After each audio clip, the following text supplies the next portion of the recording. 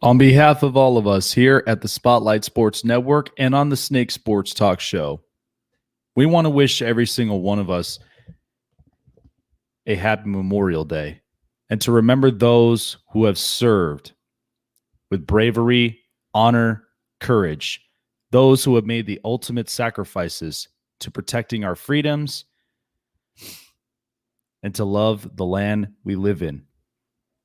We will always remember and never forget you. Today, we salute to those who have served. Happy Memorial Day from all of us at the Spotlight Sports Network and the Snake Sports Talk Show.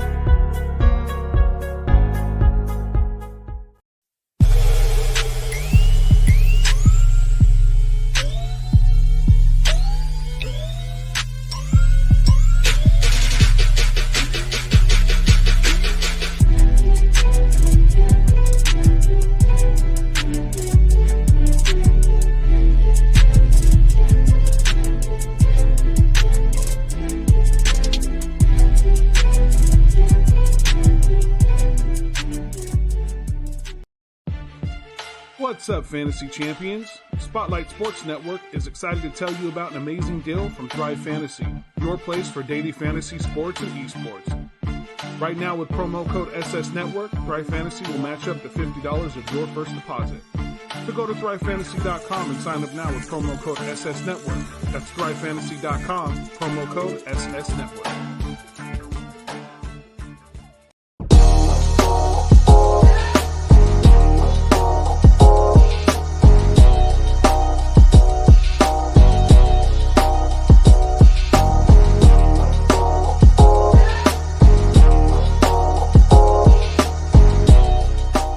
Do you like the Oakland A's? Are you a fan of the Golden Knights? Do you love the Los Angeles Chargers? Well then, my friend, you're in the right place. This is the Snake Sports Talk Show with your host, Jake the Snake SIlva, brought to you by the Spotlight Sports Network.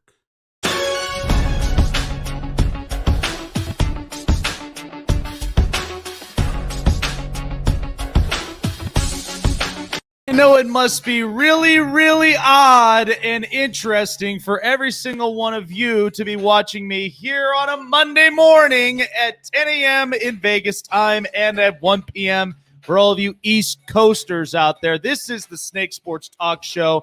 Wherever and however you may be watching and listening to me today, we are live on all platforms: Facebook, YouTube, Twitter, and Twitch. And, of course, you could also follow us on Instagram for all of our recent posts. We have been up to date on every single one of the playoff games going on in the NBA, in the NHL, and then not to mention some of the fun highlights that we've been getting throughout the baseball season. Before we end up beginning, happy Memorial Day to every single one of you, as of course in our hearts we always remember those who have served proudly and those who have given the ultimate sacrifices to protecting our freedoms, and for us to be living happily here in this great nation of the U.S. As of course I'm wearing all of my colors, bleeding red, white, and blue for every single one of you, men and women who have served proudly in this nation. We thank you so much. We will never, ever forget, and we will always remember every single one of you. Happy Memorial Day, everybody. What's going on? Shout out to you, JD. We haven't seen you in God knows when, but thank you so much for tuning back on in, man. What's going on, BL, Memopolis? What's going on? We appreciate you guys. So, there's been a lot of talks in sports lately, and I'm going to end up breaking them down. But, of course, be talking a lot. And, of course, best for last, And I will also have, because it's in one particular player, and I think this is going to be fun because we've been talking about this player now since, the rumors and everything has been kind of bouncing off and on. And we were just kind of getting a feel of where exactly is he going to end up going. So best for last, it's a pro and con type of destination because there were a bunch of teams that were leaked. So I'm going to get into this. The latest on Julio Jones. So I know a lot of people have been keeping up to date with where exactly is the movement going to. Is this something that is going to happen with the Atlanta Falcons? I know people are kind of questioning as to why the Atlanta Falcons are right now in this position where they're wanting to trade away Julio Jones, one of their best top wide receivers. But I know a lot of people understand that. They understand the reasoning behind it, but sometimes it's always a timing thing. Now, we are in the last day of May before we move into June tomorrow. And there's so much that I could break down about Julio Jones. I mean, what's not to love about him? The fact that he's one of the top best receivers in the NFL when he's healthy. We know that there were times that he was sidelined a couple seasons due to a bunch of injuries. But at the same time, he's already got his Super Bowl appearance. He's already won an NFC championship game. And there's not a lot to really not love about Julio Jones. And the fact that his length, size, and the way he creates separation on the field is what's very valuable. But the only thing that a lot of teams now are really kind of searching for, because the Atlanta Falcons won a late first-round pick.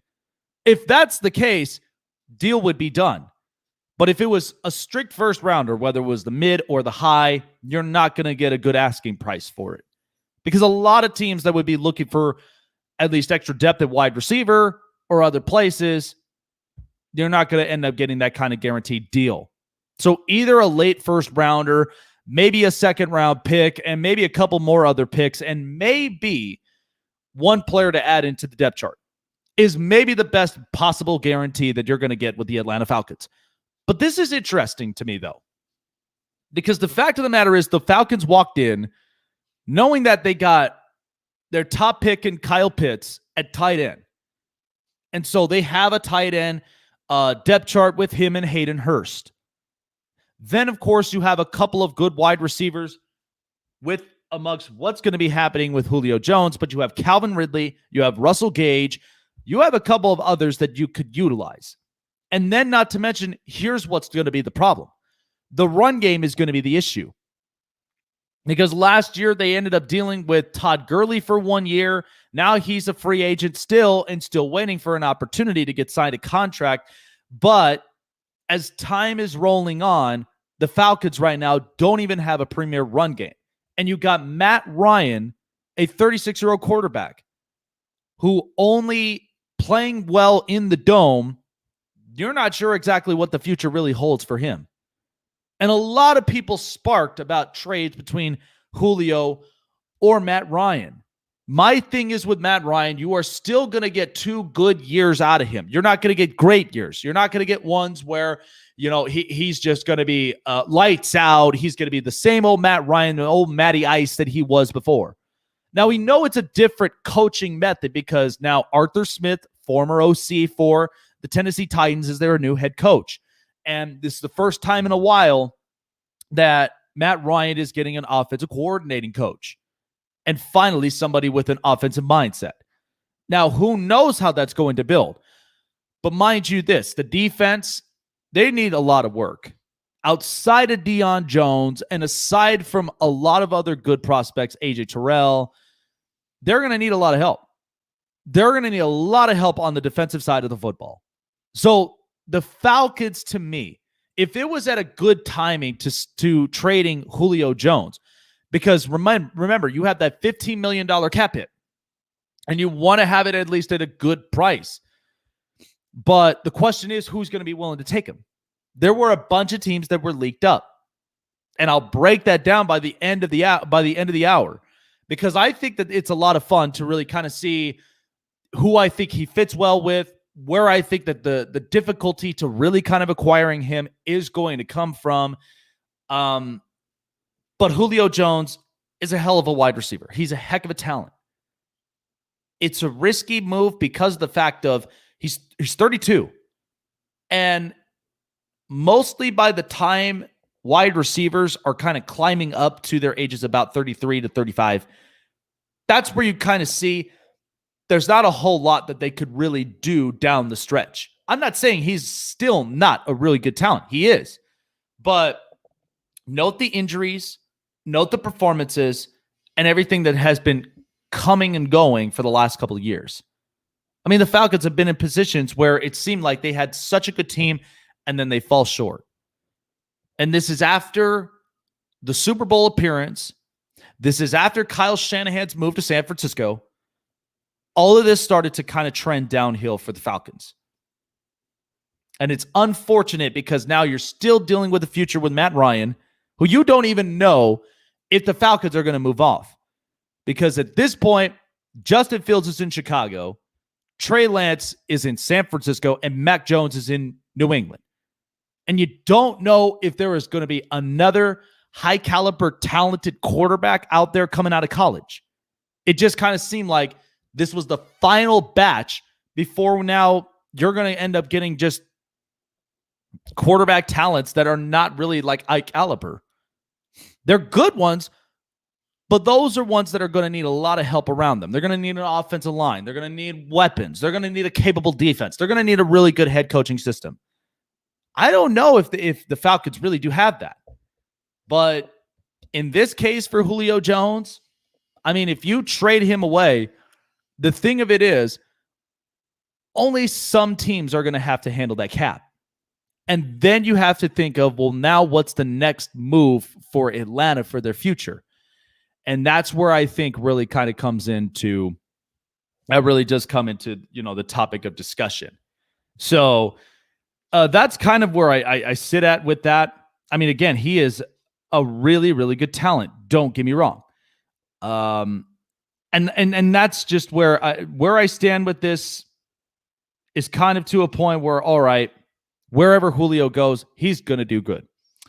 All right. So, all right. I wanted people's opinions on this because the postseasons right now in hockey and in basketball have been so good. But this is kind of interesting to me. Last year, about this time, because since the shutdown of March, no sports carried on. It was like a ghost town. It was blank. There was nothing really to talk about. Because trust me, by the time we moved into June, things were moving.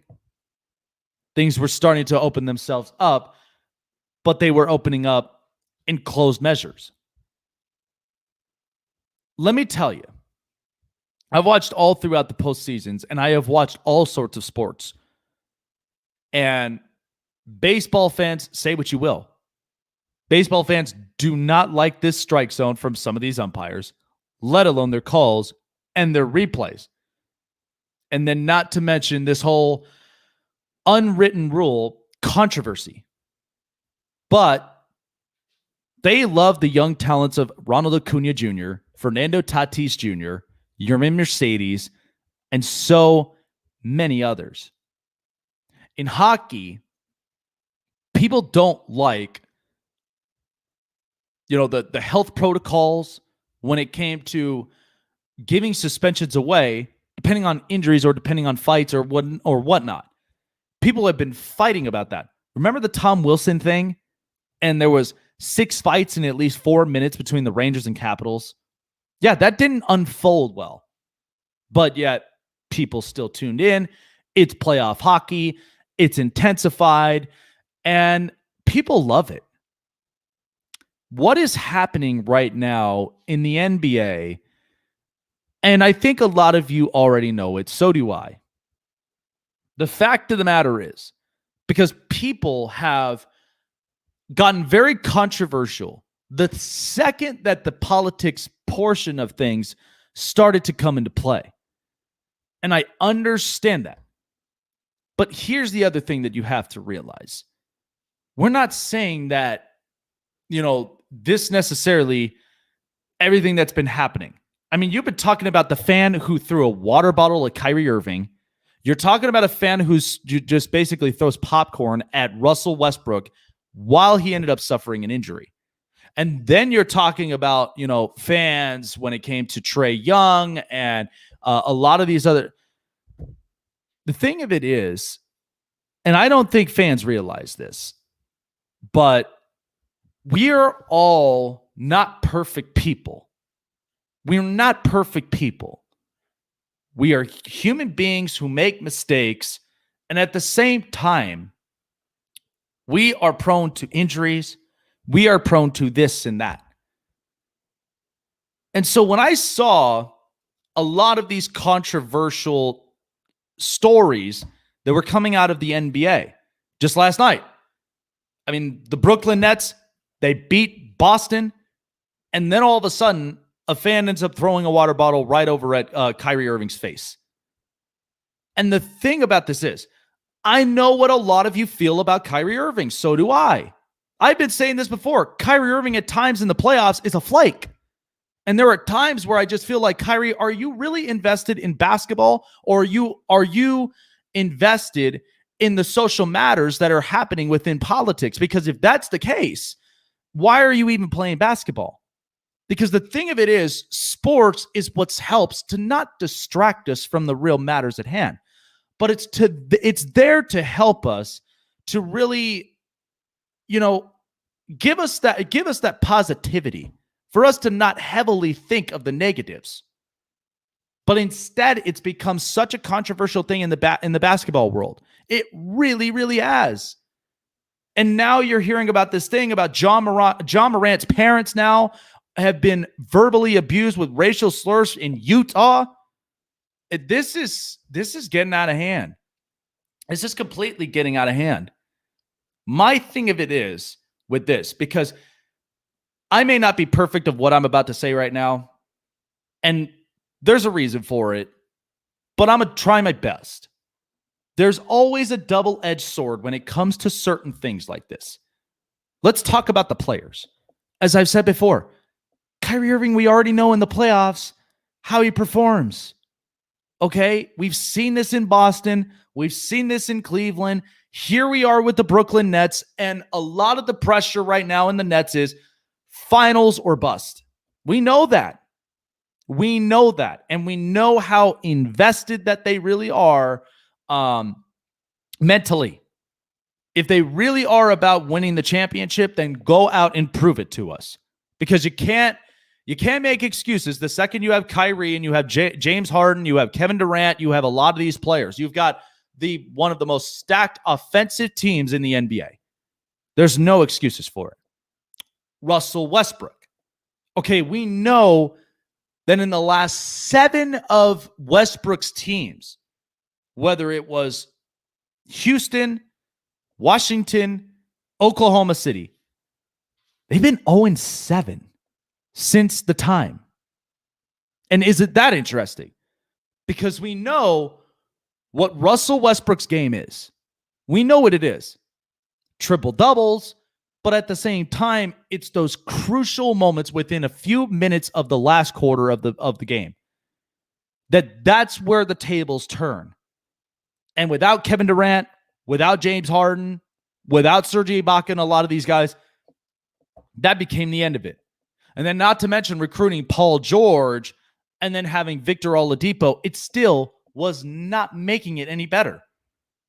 So all of us have mistakes and all of us have that missing link. Then let's talk about the fans. Okay, I've pushed for this a couple years back, that fans need to be boarded off when it came to the NBA. Look at all of the stadiums around in sports. You even know why that there's even a gapping wall in the NFL? Because it's to safely secure and protect the players. That's why you have that wall right there in front of you that fans could just basically just lean over, either ask for autographs, give handshakes or fist bumps, and it protects the players. And then when people throw something or anything like that, the security guards are right there and they're banned indefinitely, which I think is the right thing to do. Here's the other thing. The Major League Baseball. I mean, you've got nets all there behind home plate leading to third and first base line. Why do they do that? Well, it's actually protection for both sides, the players and the fans, because nobody wants to get hit with a foul ball in their face, let alone if a player doesn't have enough pine tar on his bat, doesn't have enough gripping, that bat's going to slip and that's going to smack somebody's face. I've seen that happen 3 times in my life, and it's the most scariest thing. But ultimately, it's player safety from there. You guys ever watched that old clip in the 70s when the Braves and the Padres were fighting? Oh, we had fans throwing drinks. We had fans throwing popcorns. That was when there was like 4 or 5 separate fights that were happening in that game. We knew how intensified that was getting. Even the commentators had said, this is not getting fun. This is not funny anymore. The second that you have all these fans and these players fighting all together, it gets bad. It gets really, really bad. And then in hockey, the glass. Okay. Protecting players, protecting fans. You even see some of the security people when they have their signs up of don't move, pucks in play. And then by the time that it stopped, now people could start moving around. And we know hockey fans like to chant some things, and it's funny. And then there were times where it's like, okay, that's kind of out of hand. The NBA, I think it's time that they start to board up these walls. I really, really do think.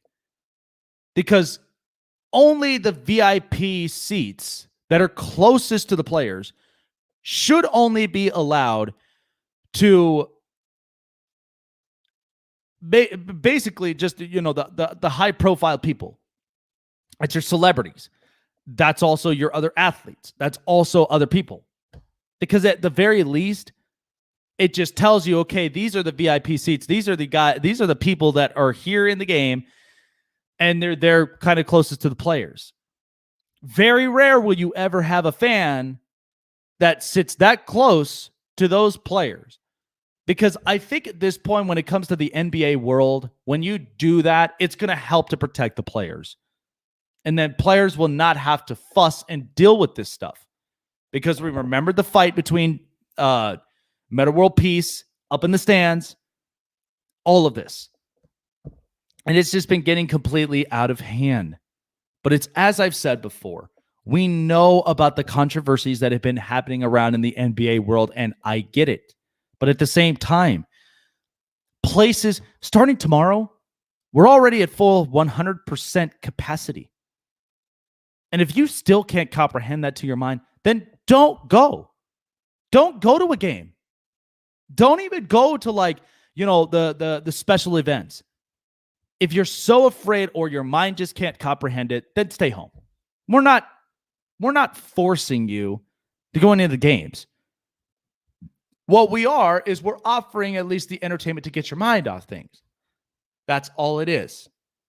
And in the NBA, with the way that things have been handled, I think it is time to start boarding it up. I think it is. It's protecting the players, and at the same time, it's limiting a lot of the fans' opportunities to really kind of go out and then they commit this kind of thing. So I'm just like, the indefinite bans are the right thing to do with all these fans. Fine them, ban them indefinitely until they get their acts right. And Kevin Durant even said it best. We're not animals. We're not in a circus. So behave. If you don't like it, then why did you even come into the game in the first place? Why did you even purchase the ticket? We'd be happy to refund you and send you on your way. Or you won't get your refund back depending on the actions you take. And then that's it. That's a consequence. Think about it. It's a privilege.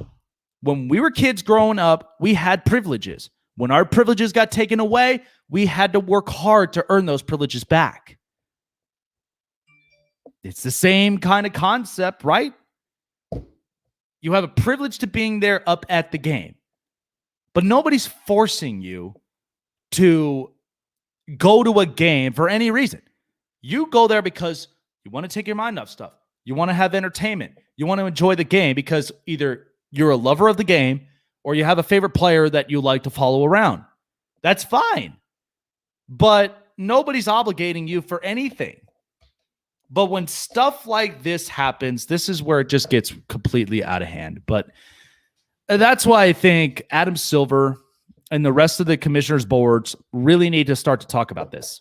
Because at the same time, if we keep going through this in the NBA playoffs, where more and more and more fans are throwing stuff at players now are having to rush up to the stands to go in and finding the guy, and then it just becomes a complete mess.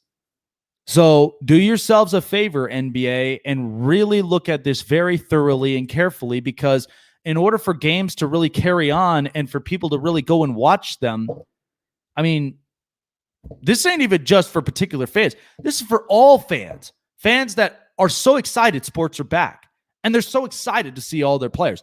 And I know the double-edged sword process of it because of the thing of load management. You're not seeing all the favorite players, and it becomes utter frustration. I get it. And I think that should be something that should be abolished because, come on, in old school days, every player played. Every player on the court played. So I just think that there really has to be a serious meeting here. So the NBA playoffs have been really, really good, but when stuff like this happens, it just kind of ruins the opportunities for other fans to really enjoy it. All right, coming up next, I'll be talking a lot more about the NHL playoffs because, of course, we have Game 7 between the Montreal Canadiens and the Toronto Maple Leafs. And again, I was near perfect on my bracket until the Edmonton Oilers spoiled that fun for me. But there's going to be a lot that I'll really talk about here in the NHL playoffs. And of course, too, I will also be discussing a little bit more in Major League Baseball. I've already put them up, on blast in the last episode. And I said exactly what I said about where the ratings are going. But there is one particular sport I may be talking about that could be coming up into the rise. That's coming up next. All right, for all of you fantasy gurus out there, coast to coast, nationwide, you guys love fantasy play, and you guys also love winning cold hard cash. Thrive Fantasy is just the place for you guys. You go online to thrivefantasy.com or download it onto your mobile device through Google Play in the App Store. And you could be playing hundreds, if not thousands, of different play-ins. And every single one of them, you could be winning up to close to 15 grand in pool plays. That even includes all of our diehard gamers out there who love esports. That also includes them too. So go on to thrivefantasy.com, and when you do, you're going to be depositing $20 into your first play. But when you use promo code SS Network, Thrive Fantasy promises that they will match that $20 into $50 to give you more play, give you more entertaining pool plays. So it's a lot of fun. It's a win-win on both sides. Go online to thrivefantasy.com, download it on your mobile device, use promo code SS Network. So it's thrivefantasy.com, promo code SS Network.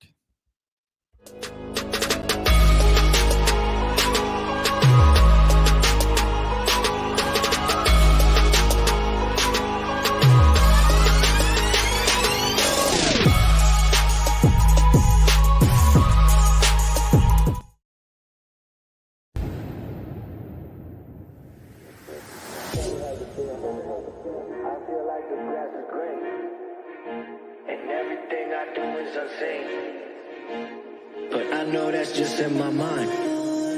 I know everything is just in my mind. Do you really want to be famous? Do you really want to be a superstar? Do you really want to get dangerous? Do you even know where the groupies are? Bitches out here be- Welcome to Hammer's house.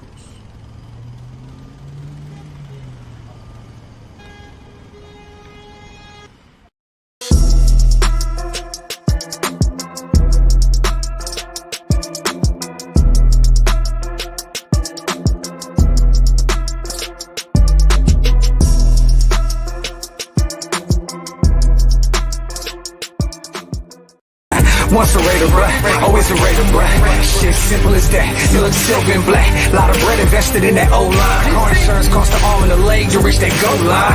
It's go time.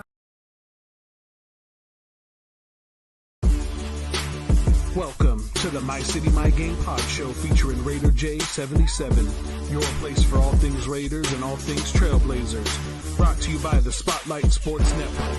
Make sure you like, subscribe, and hit the bell for notifications. Now let's go.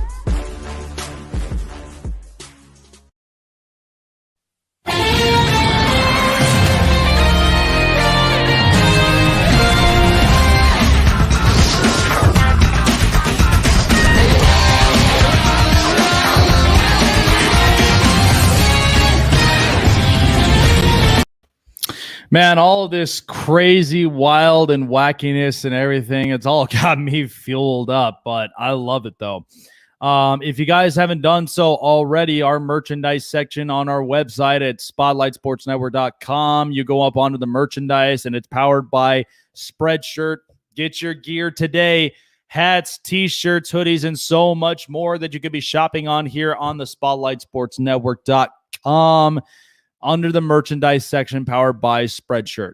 So, like I said, the hockey playoffs have been phenomenal.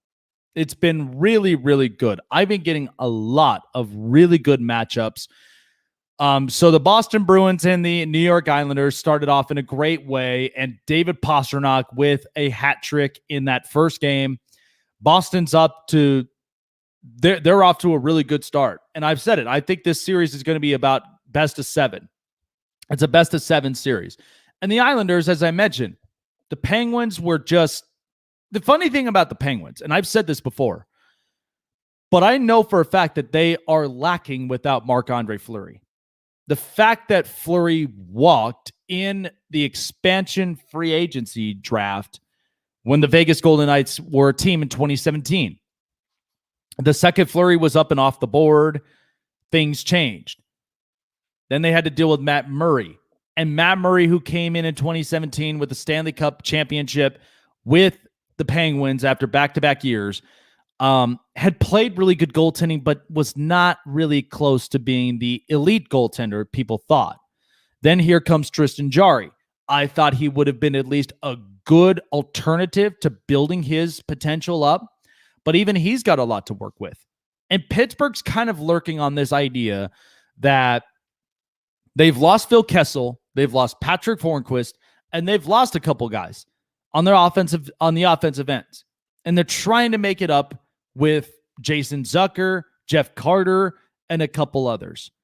And it will determine itself whether or not if Pittsburgh is really going to start making serious major moves that are going to happen for, the next couple of years.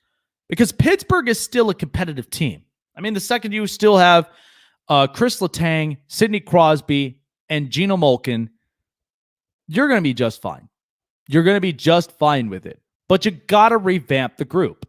Because this group is not going to be sticking around for very, very long. But that's where Pittsburgh really has to make the serious decisions from there. But I knew the Islanders were going to pull it through. The Bruins gave the Capitals exactly the medicine they needed the second that the offense started to score up good. And by the way, I mean, Charlie McAvoy has played really good in the playoffs. You have everybody on the offensive end stepping it up. So I think this is going to be a really, really good matchup. Colorado and Vegas. People were dying for this type of series. I'm not kidding. I know Colorado absolutely, they absolutely blew away Vegas in the first game. But I know the detail. I know the strategy behind this. Vegas was going to go with Robin Leonard in game 1 to give Fleury rest because they are trying to figure out how the offense is really being overpowered. Then the rest of the defense, then the goaltending, and the offense are going to pick it up. And it's good. It's a great series. It's a great series between the two of them. A lot is on the line for both because it's determining, even on the Vegas bet line, who really has the upper hand. Vegas or Colorado. They both made major moves that are Stanley Cup final worthy. I mean, you could look it up on, the Vegas bet line and how close they are. But Colorado, of course, made all these major moves because this is a one and done deal. That's what it's looking like. Because think about the cap situation that they have to come to the next year. That's one that Colorado really has to seriously think about. But Vegas, of course, is even in somewhat of a similar boat, but they'll be making some interesting moves.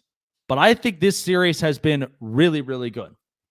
Then, of course, you have Carolina and Tampa. And as I've said before, Carolina is the type of team that loves to pass. They also love to get open opportunities on offense. The only question is, who's got the better goaltending? And you already know when you think of Tampa, Andrei Vasilevsky is going to give you his performance. Not to mention all of the offensive and defensive players that they have. Blake Coleman, Nikita Kucherov, Steven Stamkos. I think it's going to be a hell of a toe-to-toe battle between the two of them. But it's only going to last by how well that their defense of the goaltending is. That's really what it comes down to in that one. And hopefully we will have a winner tonight between Montreal and Toronto to face Winnipeg. Because after watching that performance between Winnipeg and Edmonton, this is why I've said in my previous upload, Edmonton is like the LA Angels of Anaheim. Connor McDavid is Mike Trout. Leon Draisaitl is Shohei Ohtani. And they have nothing else to build upon that. The only person who really stepped up was Ryan Nugent-Hopkins.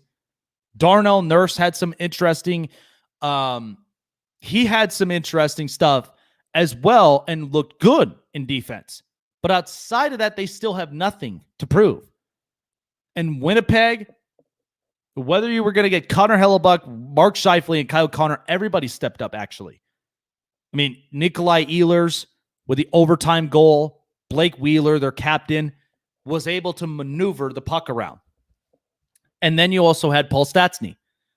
So all of this from Winnipeg, just proving to Edmonton that they are not that they're not that very intimidating. They are not that big time intimidating team that people think that they are. And it shows for itself. The goaltending's not strong. It's not elite. And on top of it, you really haven't built anything around those top three guys I mentioned. And I think it shows for itself. I think it truly shows for itself. And that's where Edmonton really has to focus on it, and they have to fix it. And so let's see what we get tonight with Montreal and Toronto. Because Toronto, here's what's on the line. 4 former captains are on your squad. There's tons of leadership. Not to mention you have overpowering offenses from Austin Matthews and Mitch Marner. Good play opportunities from William Nylander. And the goaltending has to be shut down. On the other side with Montreal, you have at least a couple of real good offensive guys. Josh Anderson, Tomas Tatar, and Nick Suzuki. These guys have been stepping it up. And Carey Price, who knows what we might see out of him. But if this is a signature Carey Price that we've seen from a couple of years, then I think it'll be interesting. I think it'll be interesting, but there is nothing like Game 7 of hockey up north of the border, and either one of those winners who faces Winnipeg, I mean, I think that might be a best of 6 at the very least, but I'm just saying this. I know in my prediction I had Toronto, but now I'm starting to kind of be on the limb of if Toronto will really finish this up. And that I think will really determine itself the closer and closer that we get. Time now for the hot press.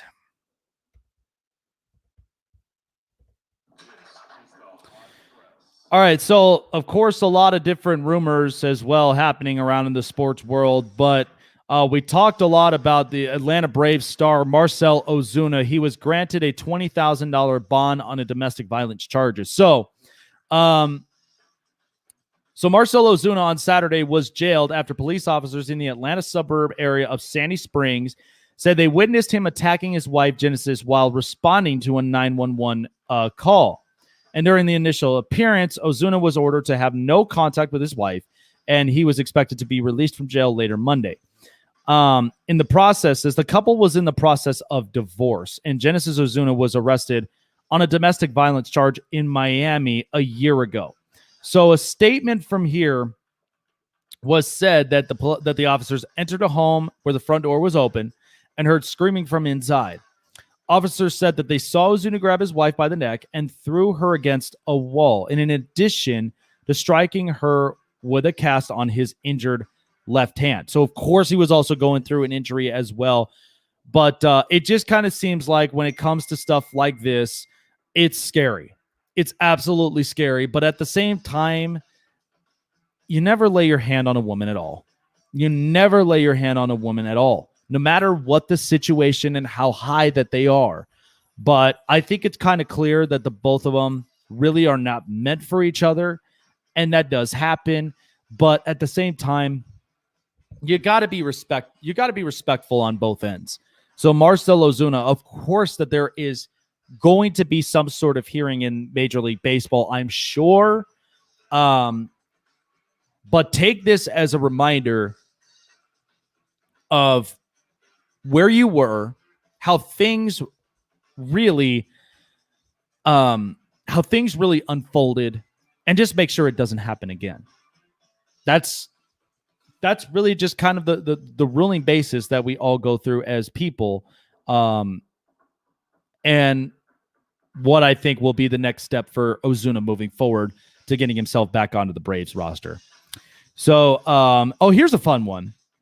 So Roger Federer advances at the French Open in the first Grand Slam match since the knee surgery. So Roger Federer had made a winning return to Grand Slam tennis after 16 months away. His first match at a major tournament since 2020 Australian Open, where he ended with a 6-2, 6-4, 6-3 victory over the qualifier Denis Istomin on Monday at the French Open. And Federer produced more than twice as many winners as unforced errors, 48-20, and never faced a break point while improving to 8-0 against Istomin over their careers. So Federer at age 39, he had two operations on his right knee last year. And this is, I would tell you this right now. We watched Phil Mickelson do something completely incredible at age 50 and winning a majors tournament. Roger Federer, as I've said, one of the tops in the tennis realm, with him, Rafa Nadal, and Djokovic. These are guys that are at the elite talents. And for Federer to do this after two operations up on his right knee, it's the most incredible thing. And I feel like, and you know what's funny is these are the kinds of stories that people don't pay full attention on, but it's almost like you're kind of sneaking a note. It's like one of those scenarios where you sneak the note in and say, hey, by the way, Phil Mickelson just won a major at age 50. And then people start to get excited about it. Or, hey, Roger Federer won his first Grand Slam match since surgery at age 39. And people get excited about that. People really, really get excited about that. And I find that very entertaining. And I think it's great. Congratulations to Roger Federer. And I wish for the absolute best of luck to him moving forward. So, of course, as we mentioned about the fan in Boston, where he allegedly threw a water bottle at Kyrie Irving at the TD Garden following the Nets' victory from 141 to 126 over the Celtics Sunday night, had been arrested. The fan was escorted out of the arena by Boston police, where he was throwing an object, and the bottle narrowly missed Irving. And he was walking toward the tunnel after his 39-point performance to help give Brooklyn that 3-1 lead over the Celtics. And so here's what Kyrie Irving ended up saying. You could see that people just feel very entitled out here. They paid for their tickets. Great. I'm grateful that they're coming in to watch a great performance. But we're not at the theater. We're not throwing tomatoes and other random stuff at the people that are performing. So 21-year-old Cole Buckley of Braintree, Massachusetts. That's who threw the Dasani water bottle at Irving, and he was charged with assault and battery by means of a dangerous weapon and will be arraigned Tuesday in Boston Municipal Court. And this is what one of the spokesmen said. We will support and provide assistance to Boston police at this incident is under review. We have zero tolerance for violations of our guest code of conduct, and the guest is subject to a lifetime ban from the TD Garden. So it's the smartest thing that could ever happen. I think it's the safe way. And again, it is a privilege more than anything. And when your privilege gets taken away, you got to work hard to earn that privilege back. So I think from here, this is a life learning lesson. And that's one that's going to be taught no matter what the stakes are. But hopefully he will learn from this and hoping to get his privileges back. All right, so that was the hot press.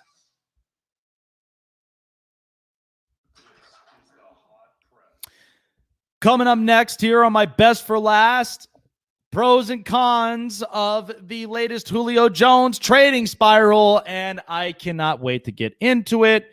So I'm going to be breaking them down. Now, there were 5 teams initially that were leaked, but I'm going to end up inserting 5 others that I think could also be really interesting into the course of this show, and then not to mention what we could look at in the next couple of days, because we know that. Again, Julio Jones is going to get a lot. He's going to get a lot of different offers. That's not the issue. But when we break this down on the pros and cons, I promise you, this is going to be really, really interesting. So don't go away. Pros and cons coming up next here on the Spotlight, here on the Spotlight Sports Network.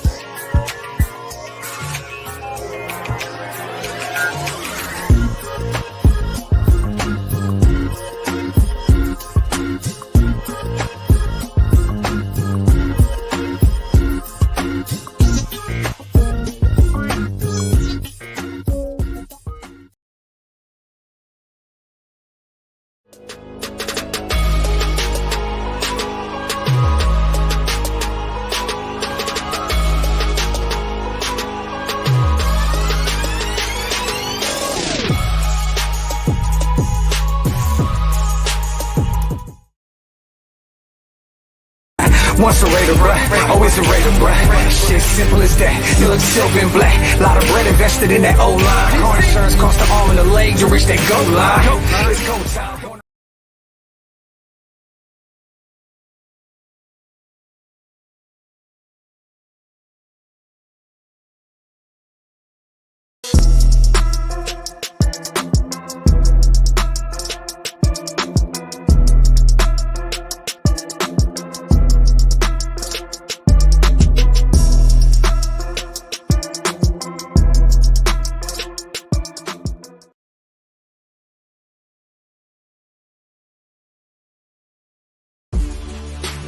Welcome to the My City, My Game pod show featuring Raider J77, your place for all things Raiders and all things Trailblazers. Brought to you by the Spotlight Sports Network. Make sure you like, subscribe, and hit the bell for notifications.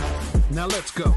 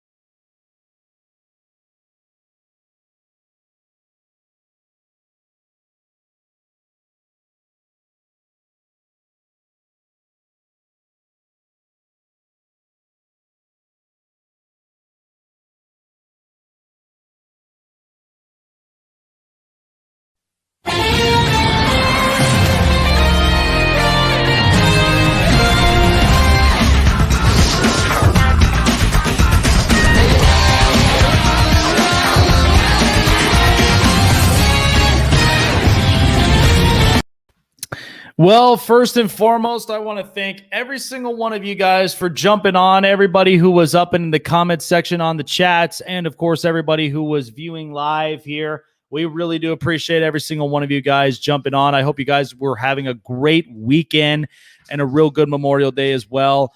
To those who have family members, friends who have served and who are unfortunately not with us, but we always remember them in our hearts on this Memorial Day. Hoping you guys have a great, safe weekend as well, and take care of each other. So on my best for last, because Juilio Jones is officially on the market, and we know that for a fact, and the Atlanta Falcons are willing to trade. There were 5 teams initially when the news broke out on Juilio Jones. And so my best for last is going to be a pros and cons thing. So the 5 teams that were initially mentioned were the Titans, the 49ers, the Ravens, the Colts, and the Chargers. Those were the 5 teams that were mentioned. And I've also added in 5 other teams also that could potentially be on the move to making a deal for Juilio Jones. And depending on whether or not the cap situations, and ultimately everything that you look at from each of these franchises and what that's going to mean and what it's going to provide for them moving forward. Because I think each of these teams, they're really good. Like, don't get me wrong, these are actually good options for some of these teams. But I'm going to start to kind of look more ahead into some of these moves. So let's get this going here. Best for last, pros and cons. Let's start to whether that Juilio Jones gets traded to the Tennessee Titans. Now, there were a few things I looked at. So let's first and foremost look at what are my pros with the Tennessee Titans? What exactly am I looking at from here? Well, I'm getting a really good producing quarterback in Ryan Tannehill.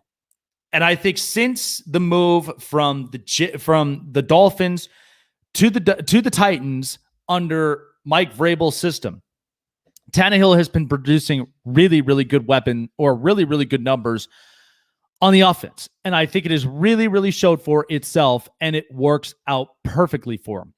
The other thing I'm getting AJ Brown. I'm getting a capable wide receiver right next to me, amongst a bunch of the other wide receivers. And so, and trust me, AJ Brown has been in constant contact with Juilio Jones since the move, since the news and the rumors started to break out. And I think it's pretty clear that AJ Brown wants the Titans to make a move, but here's the con. They lost Jonnu Smith, one of their top tight ends, to the New England Patriots. And now it's going to be interesting. And then the other thing is Arthur Smith, the offensive coordinator, he's gone. So this offense is going to be completely different.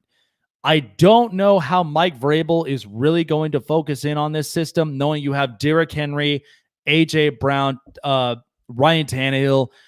I think this offense will still be okay, but it will not be an overpowering offense, which I think could really struggle for the Titans moving forward. The other part of it is the defense has to be reshaped. I don't know how this defense even managed to get into the playoffs without a pass rusher, but the time when you watch them against the Baltimore Ravens, it was bad. They couldn't force any turnovers and no pressures.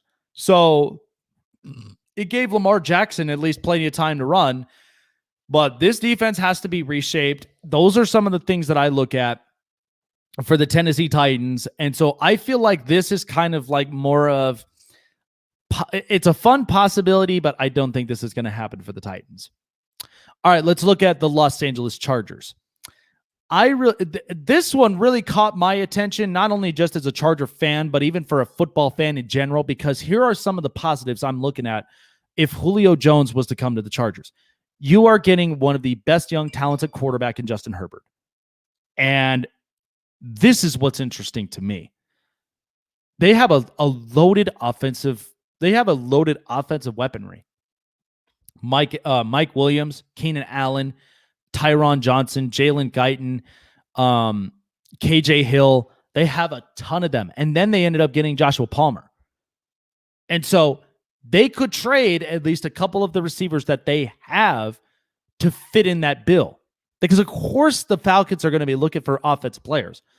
But the other part of this is, too, you're also getting a really good offensive line. You're getting a real good defense. And Brandon Staley is a guy that I think, when working alongside with Sean McVay, understands the offensive perimeters of things. And the con of this is, now, well, here's one more pro. They have a $21 million cap space. So they have plenty, but not a whole lot, to making a potential move. But if trades work in their favor, this is where I think Tom Telesco is absolutely smart at his job. This is where I think he makes the best deals without feeling like he's giving too much. So I think this could be a good possibility. The con of this is whether or not, because it doesn't seem like the Chargers really need him, to be honest. But I think it's a kind of a nice upgrade, because at least that gives them another wide receiver next to Keenan Allen. And not to mention, too, this is going to push a lot on Mike Williams.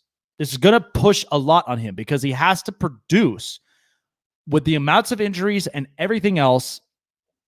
It's just kind of something that's pushing the pressure on him. And that's where I feel like the Chargers are kind of sitting at. But I don't know if the Chargers really could make this move, but I do think this is kind of one that is a nice interest for Julio Jones. You move from Atlanta, you come into a big city like Los Angeles. It may not be the Rams, but hey, the Chargers, at least, you're in LA County, you're in SoFi Stadium. This is kind of a revival thing. I mean, look at Matthew Stafford. I mean, Stafford spent years with Detroit, unsuccessful years and all this other stuff, and coming up short. And now he's finally with the LA Rams, and maybe this could be reviving his career. The San Francisco 49ers. So I thought that this was very interesting, but I also do think this kind of helps with their depth at wide receiver, because think about it. It's a young core group with Brandon Ayuk, Deebo Samuel, and a couple others. They did lose Kendrick Bourne, and they lost a couple of pieces. Now, remember this. San Francisco, in the Super Bowl year, they acquired Emmanuel Sanders during the trade deadline. And I thought Emmanuel Sanders was really good by the time he was up in the trade, because he's a veteran, experienced wide receiver, already has a Super Bowl on his belt. So I feel like that's part of the pro, the experience. The other part, he's reunited with Kyle Shanahan in his offensive playmaking skills. This is one that I think Shanahan would be happy to have with Julio Jones. And at the same time, whether it's Jimmy Garoppolo or it's Trey Lance, you're going to get best of both quarterbacks from here, because of the fact of he plugs into this offense really well, and it's confident. Like it's a very confident and competent offense. And I think this is one that really makes sense for them, for having extra depth, leadership, and so much more. I'm also getting an offensive line that's getting stronger, and the defense that's coming back from injury that's going to be really, really good. So I think San Francisco would be a really good ideal position to me outside of the Chargers, but there are a couple of other teams that I'd be looking at as well, because I think the con of this would be, how much of the future are you really going to give up from this?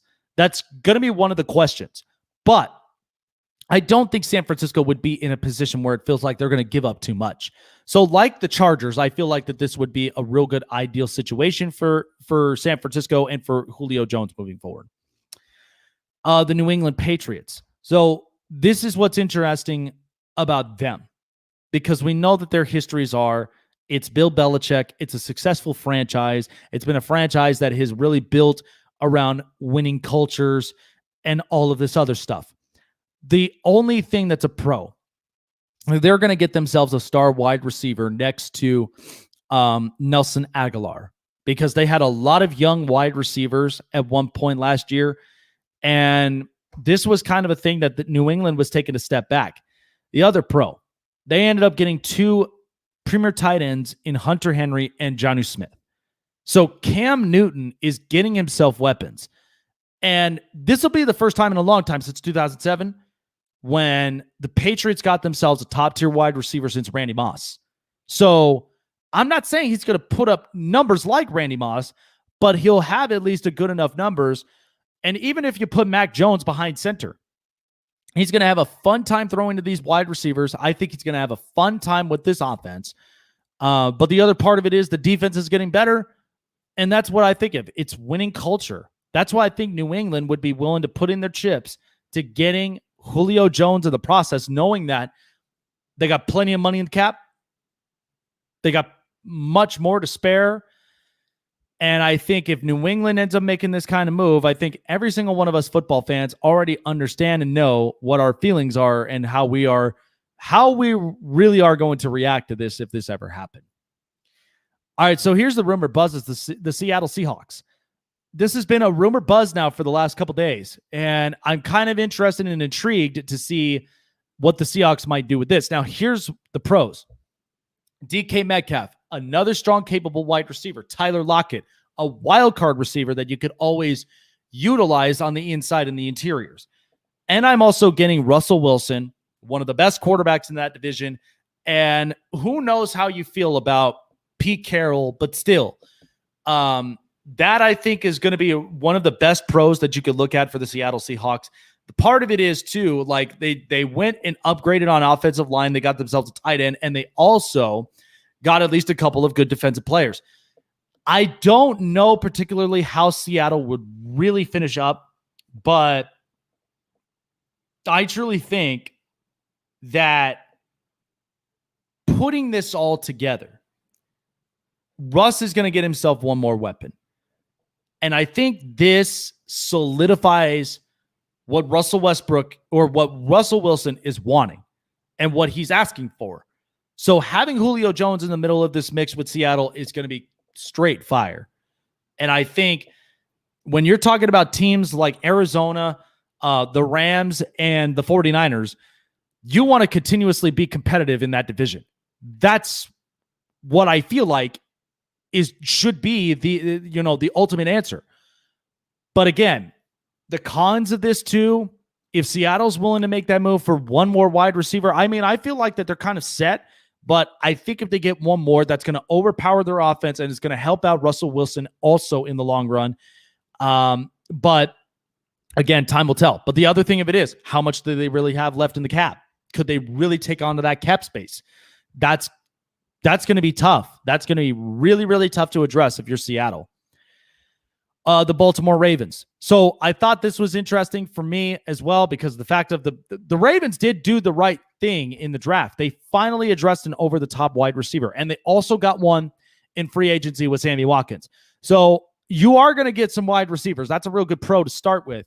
The other thing of it is you're also going to be helping out Lamar Jackson. Lamar Jackson, and again, I love watching Lamar Jackson. I really, really do. But my question is now having over-the-top wide receivers, because I also do love, Marquise Brown. I really do. But not having an over-the-top wide receiver to really kind of diffuse or, deceive the situations in the offense is really kind of one that's hard, because then it just makes it obvious. You're going to throw to Mark Andrews majority of the time. You're going to throw to Marquise Brown majority of the time. Giving him an extra set wide receiver and one with length and over-the-top abilities, I think really helps with Lamar Jackson's, his production, and also uprises his stock. So at the same time, you're also getting yourselves a real good offense with the line. And then not to mention too, I don't know how this defense is going to really produce after losing Matt Judon and a couple others, but it's still good enough that they could be a competitive team in that North. And ultimately, I mean, look at all the wide receivers that are in that North. OBJ and Jarvis Landry in Cleveland, Juju Smith-Schuster and Chase Claypool in Pittsburgh. And then you look at Jamar Chase and T. Higgins in Cincinnati. So you're already going to be coming into a stacked wide receiver class anyway in that division, but I don't think that that would necessarily be the case. Because the con of that is too, how much really does Baltimore really have in their cap? Are they really willing to give up more and more talents? Because that's kind of the fork in the road for them, is how much of those talents that they're really going to give up to really get a guy like Julio Jones. So Baltimore, I think, is middle of the pack for me, but I don't think they'd be willing to make a move like that after they just got Rashad Bateman and a couple of other wide receivers. The Indianapolis Colts. Now, like Tom Telesco and like John Lynch, Chris Ballard would be willing to make a deal with the best offer. I mean, think about it. He made the best offer to getting Carson Wentz. They literally got nothing for him.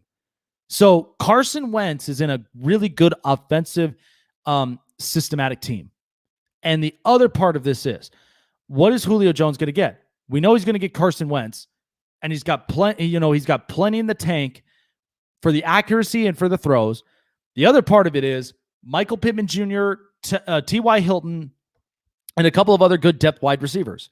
This is also helping T.Y. Hilton as well to stay on the field and to stay healthy. The other part of this is it's a really good offensive line giving Carson Wentz time to throw. The defense also is really good shutdown-wise. I think having Darius Leonard and Bobby Okereke, and not to mention too, DeForest Buckner and Kwity Paye, that's a really good rush. That's a really, really good rush I would not be messing with. So I feel like the Colts could be a real good, I think this could be a really good option for Julio Jones moving forward. But of course, the con is he really going to be good playing in Indianapolis? And then all this other stuff. So I feel like the Colts could be a middle of the pack team along with the Ravens as well. But again, time will tell, and we'll see where that all goes down. The Las Vegas Raiders. I've been hearing at least a couple of things about this and some rumors, and even living here in the Vegas Valley, about what the Raiders would do if they were to make a deal to getting Julio Jones. Here's the bottom line that I'm looking at it with the pro side. You're getting Derek Carr. You're also getting you're getting Darren Waller, who I think, truthfully, when you put Julio Jones and Darren Waller into this offense, that's going to be one that'll be interesting to watch. Having those two as really good premier talents, those are two real good over-the-top wide receivers, one of them who's also a capable blocker, but also this is helping for Henry Ruggs to at some point get used to this offense. He's got to find a way to really produce. So I think adding him in the middle of this mix really sets the tone of the leadership in the wide receiver core in that room. But also, too, I mean, this offensive line, it's a little bit of a rebuild, a rebuild situation for them. I mean, they got rid of Rodney Hudson and a lot of these guys. So I don't know. I really don't know when it comes to the Las Vegas Raiders. And then not to mention the defense has got to get better, but they did get Gus Bradley from the Chargers as a defensive coordinator, and they got Trayvon Moehrig. So this looks to be a little bit of a real good rebuild for them just to get back on track. I don't think it's a rebuild where they have to think about their futures for the next 4 years, but still, I think this is one that could revive them. But at the same time, will they be able to make that move? I don't know what's in the mindset of Mike Mayock and John Gruden. I don't know if they're going to be willing to make that move, but only time will tell. The Green Bay Packers. Here's the thing about this, and this is why I'm waiting for the Green Bay Packers to really making this move, because you already know what you're seeing with Aaron Rodgers. Okay, he hasn't showed up to OTAs. He's clearly not happy. But here's the thought. He's going to be playing alongside with Devontae Adams. Okay, and Julio Jones will be staying on the field majority of the time, and I think the both of them trade off shifts, and I think really opens up those parameters of the offense. The other thing of it is, too, Aaron Rodgers, best quarterback in the NFC, and he can make the capable throws. I mean, you're talking about playing in a dome with Matt Ryan, play in an outside cold condition with Aaron Rodgers. I mean, you're kind of looking at this thing like, hey, I mean, this is one that the Green Bay Packers really have to make this happen for Aaron Rodgers. Otherwise, it's done, because that's going to be the con of it. The con is it is a small town market, and it's also one that I'm like, I don't know if they have enough in the chips to really kind of punch this in. But the other part of this is he don't go, Aaron Rodgers is going to leave. That's what I feel like. If you don't get Julio Jones, even if Aaron Rodgers is willing to take that pay cut to make that happen, this is one that the Green Bay Packers, in my opinion, really I have to look at from here. Finally, the Kansas City Chiefs. Why would the Chiefs want to end up getting Julio Jones? Well, why wouldn't they? Because, of course, you have Patrick Mahomes, you have Andy Reid, you have all of these offensive guys. And by the way, they lost Sammy Watkins. They do have Mecole Hardman, and they do have Byron Pringle. But at the same time, I feel like they would be messing around with this. They would be fooling around with this, where they would be getting Julio Jones, at least, and getting an elite wide receiver there next to Tyreek Hill. Patrick Mahomes, I think, is going to have an unbelievable offense, with the fact that the offensive line is now much better and it's healthier. The other part of this is, I mean, the defense.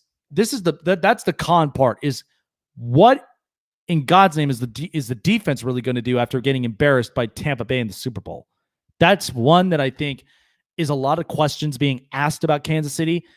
But if you're looking at it from a pro standpoint, I mean, it's all pro offense. That's what I look like. That's what I think is kind of the upside from here. So I think it's interesting.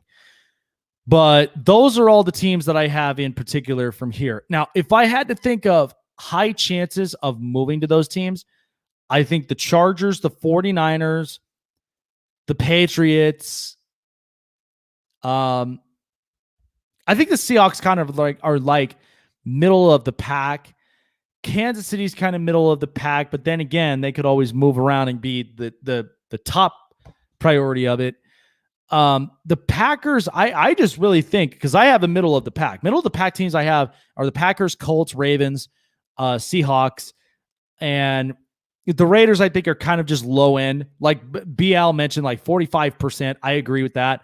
But those are just kind of the middle of the pack teams, because in order for the Packers to really be the type of team to really show a high interest in Julio Jones, I mean, you got to make this thing happen. What more do you really need? You have Aaron Rodgers, you have Devontae Adams, and you have a lot of this stuff. But again, it is Green Bay in a small town, and the general managing and all the rest of the stuff that has been buzzing in the last couple of days. It's tough to really kind of make that initial comment, and whether or not, if Green Bay is really going to make that move. But again, only time will tell from here on out whether or not if the Green Bay Packers are really serious about that. But again, who knows what's in the price for them? They want a first round pick, and they clearly are saying late first round if that's the case, because at least they're there in the first round of the draft that they can then think about their future. But again, only if the price is right.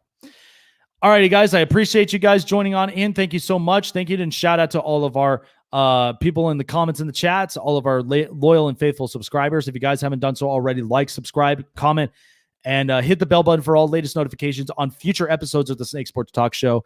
Happy Memorial Day, guys. Have a great weekend, and we will see you guys hopefully up on Wednesday. Take care.